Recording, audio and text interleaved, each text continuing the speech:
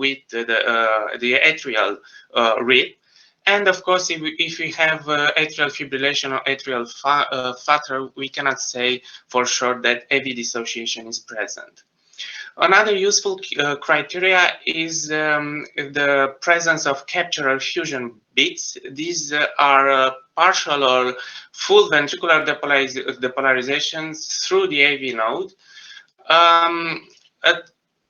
We must pay attention because sometimes there can be more than one VT. I mean, at a certain point, a VT can trigger another fast VT. So we can have two different QRS morphologies without meaning that there are capsular fusion bits, especially in polymorphic VT. And of course, if the VT is very fast, capsular fusion bits won't be possible because the depolarization throughout the AV node will be almost impossible at high heart rates, like over 200 or 220 beats per minute. We must also look to the polarity of QRS complex that is called concordance. If we have monophasic QRSs in the precordial reeds, this strongly suggests VTs. If none of these criteria are present, we can look at the morphology and axis of the QRS complex. So this is a 12-lead ECG with a VT. As I have told you before, we can see here with the red arrows that there are some P waves here, here, here, here.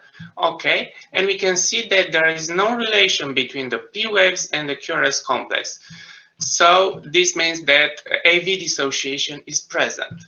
Furthermore, we can see here where we have the orange arrow, a QRS complex that is slightly narrower and has a different morphology than the rest of QRS complexes. It's probably a fusion bit. So we already have two criteria for diagnosing VT. Okay. This is, of course, another 12-lead ECG with a VT. And we can see here, okay, a very narrow QRS complex. And this is most likely a capture bit. And so the VT diagnosis is very clear in this instance. I was talking about polarity or concordance. For polarity, we are looking only in the precordial leads. Okay, so if we have negative polarity or negative concordance, that means that all the QRS complexes are negative. That means no R wave and whatsoever in the precordial leads. If you are talking about positive concordance or positive polarity, that means that all the QRS complexes in the precordial leads are positive. That means no S wave or Q wave. And here I have an example of what seems a negative concordance, but actually it isn't, because as I said before, the presence of R waves or the for negative concordance of Q or S waves for positive concordance basically rules out concordance. So any biphasic QRS complex in the precordial leads rules out concordance. Why the polarity is important? Not only for diagnosing VT, but also for suggesting where the origin of VT may be. For example, for negative concordance or negative polarity, like we can see in this 12-lead ECG strip from the left part, strongly suggest an anterior VT origin. Also, if we have positive concordance in the precordial reads, that usually suggests a posterior VT origin. So the most anterior cardiac structures are the apex. So if you have strongly negative concordance, most likely the VT originates in the apex, because the depolarization, the QRS complexes appear negative if the depolarization front goes from the origin or it goes away from the origin. So if we are anterior, the chest leads are usually the leads that will face the anterior aspect of the heart. So if the depolarization front will go towards the posterior wall, then we will have negative concordance. And of course, the reverse is true for positive concordance. The QRS axis in the frontal plane is also useful for locating the origin of the ventricular tachycardia. For example, if we have a superior axis, that means that in the inferior leads, the QRS complexes are mostly negative. That usually suggested an inferobasal origin. Concurrently, if we have a mostly superior axis, a mostly inferior axis in the inferior lead, that means then the QRS complexes in the inferior leads are mostly positive. That usually suggests superior or ventricular outflow tract origin for the ventricular tachycardia.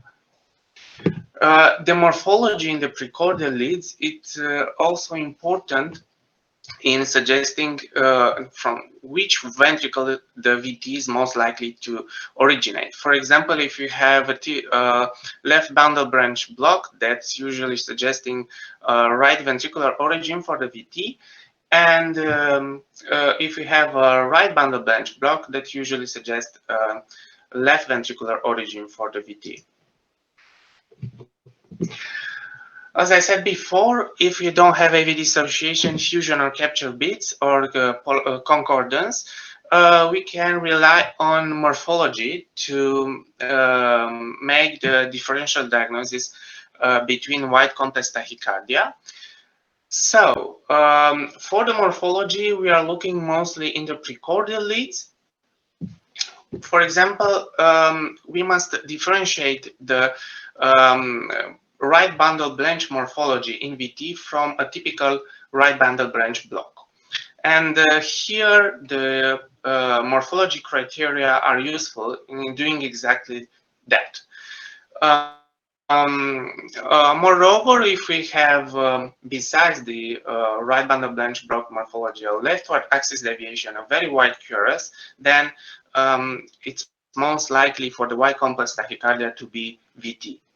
And we have on the left side of the screen a typical right bundle branch block, and on the right part of the screen an atypical right bundle branch block or a right bundle branch block morphology typical for VT.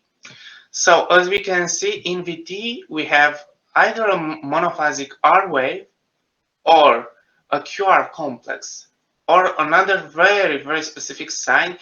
The initial R wave is larger than the second R wave in V1, and this is called the rabbit ear sign. Why there is no small R wave in V1? This small R wave here that corresponds with a small Q wave here is the initial normal septal activation through the normal conduction system. So of course in VT, where you have initial ventricular depolarization and not through the conduction system, this small wave is absent. In V6, the RBB morphology in VT has deep S wave or even QS complexes, which is of course not found in a typical right bundle branch block. And that's because in the typical right bundle branch block, this S wave is usually only RV late activation, and the right ventricle has a much smaller mass than the left ventricle, so the S wave is not very deep. while in VT, this late activation is also left ventricular activation, because the depolarization in VT is slower than if it would have happened through the normal conduction system, because it happens in the through the myocardial fibers that have slower conduction times. And that's why the last part of the QRS complex is not only RV depolarization, but also LV depolarization. And that's why we have S deep S wave in V6 leads. What about LBB morphology? Well, in VT, the LBB morphology is atypical compared to a typical LBB morphology. As I said before, this small R wave, it's normal activation throughout the conduction system. Of course, here, because the initial activation is throughout the myocardium and it's much slower, the initial R wave will be will have much longer duration, and we can also see some notching on the S wave that also suggests slow conduction. Also, we can have Q waves in V6 in the chest lead. So we must pay attention, because if we have a myocardial infarction with Q wave because of the myocardial infarction in the normal sinus rhythm, we can also have Q wave in a typical left bundle branch block because of the myocardial infarction and not because of a conduction disorder.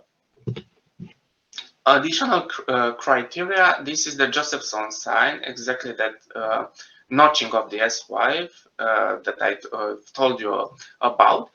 And another useful criteria showing that the fact the initial conduction is very slow is the duration of the RS waves longer than 100 milliseconds. Additional morphology criteria are described by Vereke that used only the AVR morphology to assess if the wide complex tachycardia was VT or not. For example, if you have an initial dominant R wave or initial slow activation, which can be proven by a long duration for the initial R or Q wave, or notching on the downstroke of a negative QRS, those are all criteria that suggest that the Y complex tachycardia is most likely VT. And there's also, if the change in voltage in the initial part of the QRS complex in AVR is lower than the change in voltage in the last part of the QRS complex, that is an additional criteria for VT. Also, Brugada showed an additional criteria that can be used only by using the D2 lead in the frontal plane by measuring the initial depolarization time, the time between the QRS onset and the change in the depolarization vector direction. And here we have different QRS complexes, and the time between the onset and the change in depolarization is shown by those two dashed lines. If this is longer than 50 milliseconds, that usually suggests VT. It's a useful sign, but sometimes it can be really difficult to exactly see from where the QRS complex begins and where it ends in a wide complex tachycardia, especially if we have polymorphic VT or we have a fast heart rate. Moreover, we are talking about wide complex tachycardia and how some of these wide complex tachycardia, well, mostly of them are VTs, but sometimes VTs can be narrower than 140 milliseconds. And this usually happens when the VT originates near or in the conduction system, of course below the AV node or his bundle, because this is the definition of VT, usually in the Purkinje network. So this is true for fascicular VT that usually originates in the Purkinje fibers, for digitalis intoxication that also originates in the Purkinje fiber, or for bundle branch reentry, which uses the bundle branches for a substrate for reentry. For these VTs that usually have narrow QRS, narrow meaning over 120 milliseconds usually, but as I said here, under 140 or 150 milliseconds. Morphology criteria, as described, as I described them before, are useful in discerning between bundle branch block, a typical bundle branch block, and an atypical bundle branch block NVT. So if you have positive AVR, if you have a deep S waves in chest leads, and if you have an atypical right bundle branch block, we can say that this white complex tachycardia is VT. Moreover, the QRS width can also tell us something about the origin of VT. So, as I said before, if the origin of VT is near the conduction system or in the conduction system below the AV node, then the QRS width will be narrower. If the VT originates in the lateral free wall or in the epicardium, the QRS width will increase and the QRS will be wider. So if you have a very wide QRS, it's most likely that the origin is on the free wall, on the lateral wall, or on the epicardium. So when I told you about the various criteria for VT diagnosis, now when we have a wide complex tachycardia, we must make the differential diagnosis between SVT and VT. You must take into account that 70 to 80% of wide QRS tachycardias are VTs. Even before applying any additional morphology or AV dissociation or concordance criteria. Moreover, if we have a patient with structural heart disease, especially with a history of myocardial ischemia or a history of VT, the probability of a wide complex tachycardia being VT is over 90%. So, what is useful in diagnosing a VT from an SVT in a wide complex tachycardia? If we have RR interval irregularities, that's most likely to be atrial fibrillation with aberrant conduction. We must pay attention to polymorphic VT because especially polymorphic VT and some monomorphic VTs can have small RR irregularities, but usually those irregularities are under 60 or 80 milliseconds. So pay attention to that. VT is not as regular as AV1RT. Other supraventricular tachycardia with wide QRS, they can be any supraventricular tachycardia, any SVT with aberrant conduction, so with with frequency-induced LBB or RBB. Of course, if we have a pre-existent bundle branch block, when we have an SVT, the QRS will be wide, but usually the morphology of the bundle branch block will be that of a typical bundle branch block. Sometimes the aberrancy can be induced by certain drugs like flecainide or dyselectrolytemias or acidosis. And also we can have a wide QRS SVT if we have an AVRT with antidromic conduction. So atrioventricular reentrant tachycardia that use an accessory pathway, and the conduction, the initial depolarization happens throughout the accessory pathway. So the initial part that will be activated will be the ventricular myocardium, and afterwards the last part of the conduction will take place on the normal conduction system in a retrograde manner. That's why if you have an AVRT with antidromic conduction, the morphology can be similar to those two VTs, because as I said before, the initial depolarization takes place in the ventricle. It's useful if you have an ECG in sinus rhythm, because if you see pre-excitation in sinus rhythm, that's a strong argument for saying that that white complex tachycardia is in fact an AVRT with antidromic conduction.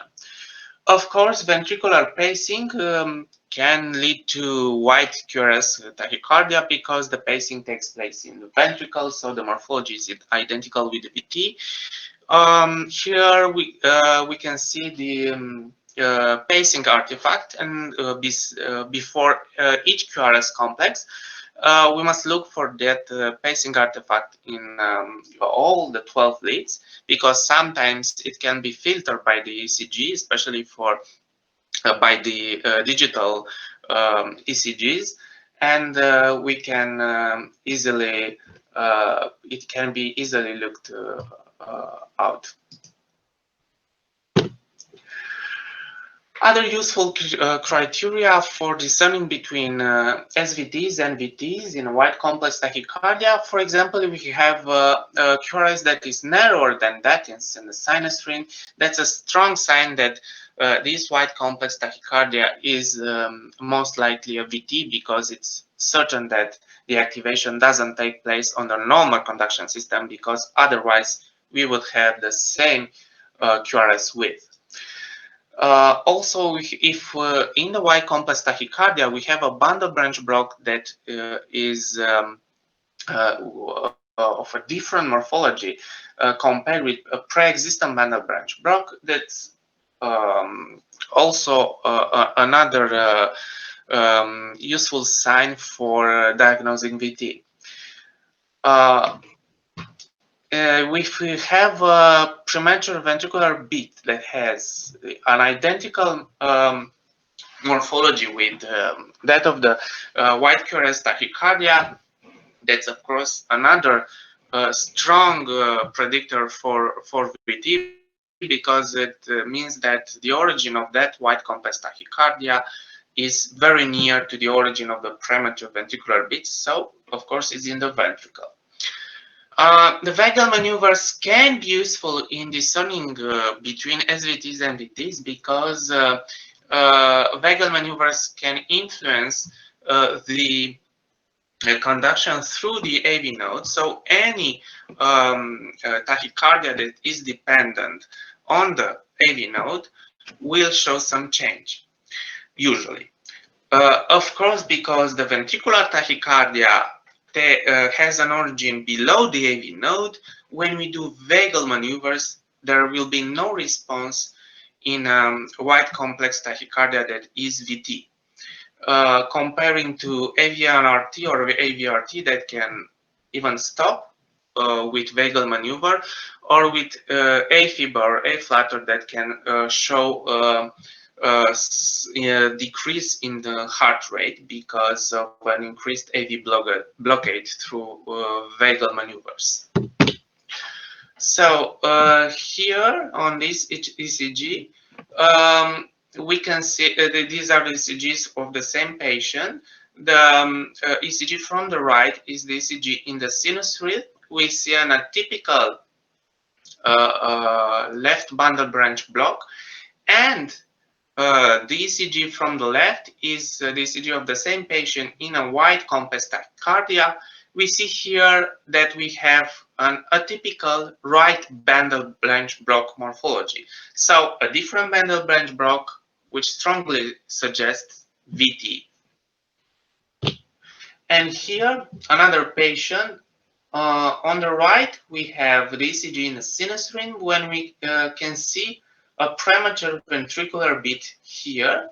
And on the left, we have the ECG during a wide complex tachycardia. We can see here the morphology of the QRS complex is identical to that of the premature ventricular beat, which, as I said before, is a strong predictor for VT. When we have a patient with ventricular arrhythmias or where we suspect ventricular arrhythmia, it's very important to do a very thorough evaluation because VTs are in many cases carry a very negative and poor prognosis. So, of course, we will start with ruling out acute ischemia, because if we have an acute coronary syndrome, usually and VT, we usually need to treat the acute subcoronary system with urgent angiogram and revascularization when it's feasible. Of course, if we have a VT due to drugs or electrolyte imbalances, we must correct those imbalances to stop the VT. Otherwise, we do full 12 lead ECG, and I stress that because it's very important. It happens frequently that a patient has an ECG strip with 3 or 6 leads that is usually done by the ambulance if they go to the patient's home for an emergency call, and this can be insufficient for drawing a definite diagnosis for VT.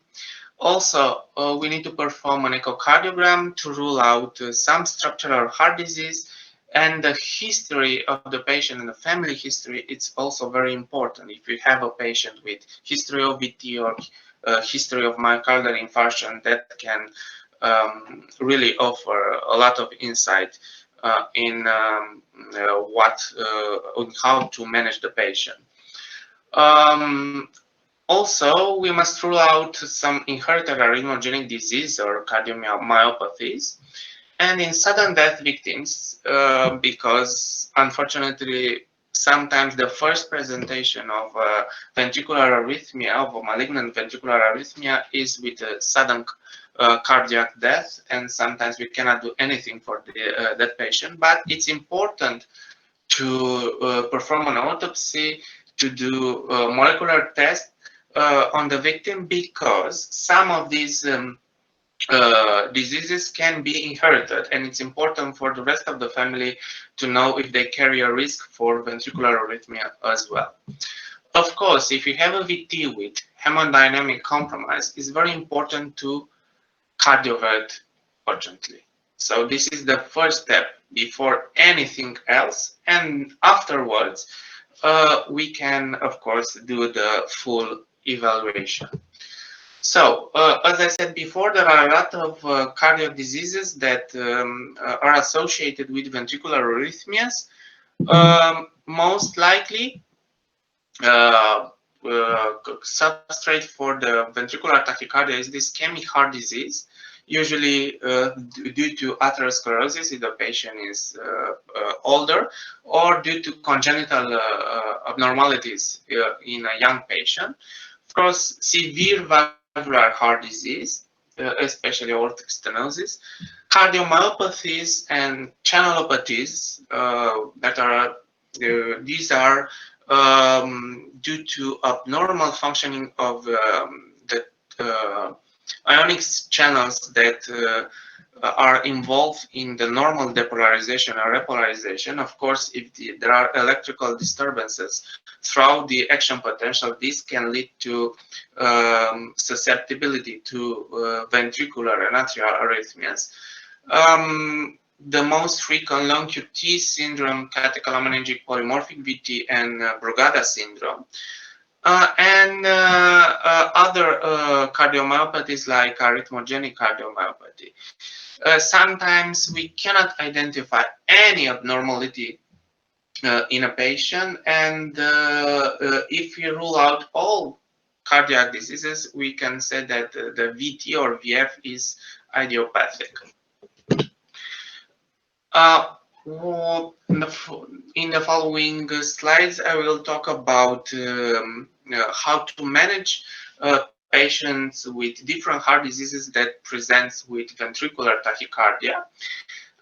In site of acute coronary syndrome, it's very important, of course, to perform, according to the guidelines, emergency angiography and revascularization if needed, because this usually, by resolving ischemia, you will basically resolve the substrate for the VT, and usually the VTs will stop. The presence of VT or non-sustained VT in the first 48 hours of an acute coronary syndrome carries no prognostic significance. But if the patient presents with non-sustained VT or with VT or sustained VTs after this hyperacute phase, usually those patients have higher risk of sudden cardiac death. If the VT is polymorphic in an acute coronary syndrome, this usually suggests abnormal automaticity and as a substrate and acute ischemia. When the VT is monomorphic, usually that happens by reentry as a mechanism, and usually the substrate for reentry is the scar resulting from ischemia. So, as I said, for acute coronary syndrome or for inducible ischemia, revascularization and beta blockers are the first line of treatment. If the patient associates heart failure, of course, associating medical optimal therapy for heart failure is a target. For arrhythmia suppression, the only antiarrhythmic that showed increased survival benefit is the beta blockers. Some antiarrhythmics are even not recommended, like flecainide or sotalol in patients with low ejection fraction, because they increase mortality. Amiodarone, even if is effective for arrhythmia suppression, the effect on mortality is almost zero. If you have patients with recurrent sustained VT, especially if the VT is monomorphic and has the same morphology from an episode to another, catheter ablation can be recommended. For preventing sudden cardiac death, the only device that has shown very, very good prevention rate is the implantable cardioverter defibrillator. This is a device that can administer anti-tachycardia pacing or an internal electrical shock for suppressing ventricular arrhythmias. The implantation is similar to a pacemaker. What is different? There's a difference between the lead. I mean, the lead has a special electrode for defibrillation, and of course the pacemaker itself. It's a little bit larger. It has a capacitor that allows the device to administer an electrical shock. So, for patients that have severe left ventricular systolic dysfunction, or at over 40 days post myocardial infarction, or or those with resuscitated sudden cardiac death or sustained VT, we are talking about sustained VT after the acute phase. I mean, if the patient presents in the first hours of acute coronary syndrome during acute ischemia with sustained VT or sudden resuscitated sudden cardiac death, those patients will not be